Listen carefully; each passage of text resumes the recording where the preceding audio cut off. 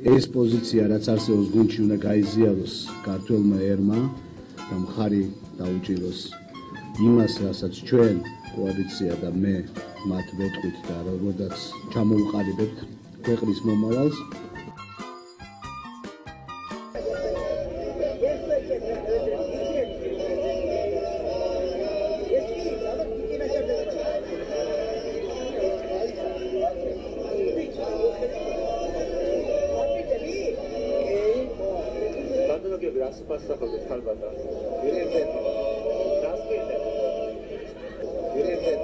თაგმა თხარა კატა გამოთხარა.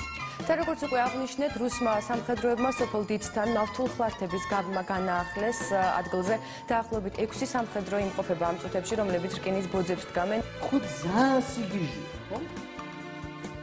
მე ვარ რაღაცა პრინავი კომბოსტი. არა, მე რაღაცა ისეთი ადამიანი ვარ, რა ეთყობა რაღაცა პლასტელინი, სადაც მიაგდებ იქ ფორმას იღებს.